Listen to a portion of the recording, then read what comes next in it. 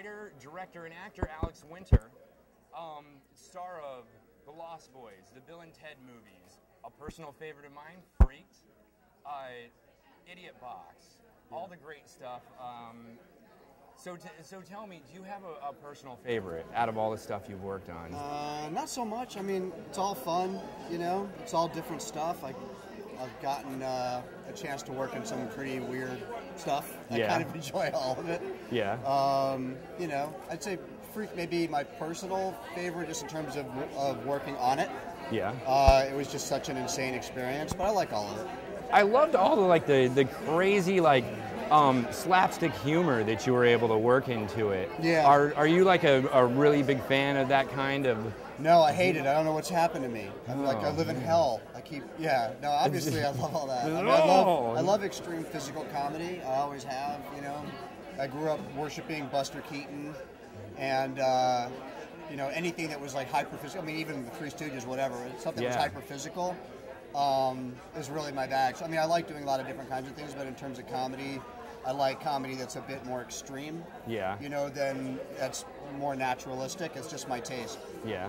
You know? And I loved all the little, the small jokes too that you put in there, like even like the callbacks to Idiot Box and stuff with the flying gimp and everything like that. Yeah. Yeah, we had to do it. Well, The Freak was basically an Idiot Box movie. Yeah. I mean, it was the same group of us, same writers, a lot of the same actors.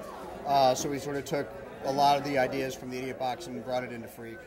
Now, when writing it, did you come up with all the individual characters with the actors in mind, or did? In some cases we did, and in some we just were working with a specific group of actors all the time, and we just kind of found stuff for them to do that we thought would be good for them, like John Hawkes doing Cowboy, or Lee Ehrenberg doing the Human Flame, Eternal Flame. Had to have Mr. T as a bearded lady. That was kind of a no-brainer. But then some people like Randy Quaid were a surprise. A happy surprise, And Bobcat Goldthwait is Bobcat, Sacco. he was awesome. Yeah, he's great. Oh, man. Yeah, so is there a particular moment in that movie that stands out for me? For you? It's hard to say. I mean, being in that makeup was pretty intense. Yeah. And people remind me, Megan Ward reminded me recently that I was incomprehensible on set. Because not only was I have this giant mouth apparatus in, but it had torn my mouth apart. Yeah. It's just I would do anything just to shoot. You know, just crazy that way. But so I had like giant open sores in my mouth, a ripped hole all the way through my cheek, and I was trying to direct. So the whole movie is kind of memorable in that way, like in a torture test kind of way. But they're good memories. Yeah. Yeah. Yeah. And now, one thing I always heard that it was Keanu Reeves playing the dog boy. Yeah. That's okay. That's true. Yeah. Okay. Yeah. Cool. Well, that question kind of dead ended right there pretty fast. The answer is yes. Yes. Yeah. Okay. Well, where that doesn't dead end is that he might have actually had the hardest makeup job because there's Tony Gardner, I think, who did his makeup, and it was all individually glued onto him. Yeah. Because we tried all these different things. We tried like prosthesis, and it just made him look really weird. So in the end, the best thing for us to do was just to individually glue hair onto his body and his face. And we shot through the summer in LA, and I remember like, as bad as my makeup was, I remember like walking past his trailer at like 5 in the morning, it'd be like 100 degrees already, and you'd just be sitting in his trailer miserable, like 150 degrees, covered in glue and hair. It was awesome. Man. Yeah, it was great. That's great. So I noticed that you've transitioned into directing. Mm-hmm. How do you like that as opposed to acting? More? I like both. I like doing both. I've always done both.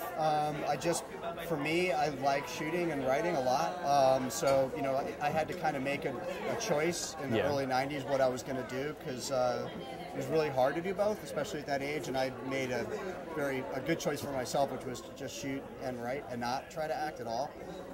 And I might do some more acting down the road, but I love what I do, so it's kind of hard to pull me away from it. Cool. Yeah, and I keep hearing rumors about a third Bill and Ted movie. We might make a third Bill and Ted movie. Yeah. I'm sure you're getting tired of being asked that. Well, there's only one answer, which is that yes, we are trying, and no, we don't know if we're going to make it yet. And that's it. That's all I got. Any spoilers on a possible plot? No. No? Okay, no, because it will make it less funny. I mean, it's really funny. The guys that wrote it are really great writers, and they wrote the other two, and they did a great job. It's really a funny script. We love it.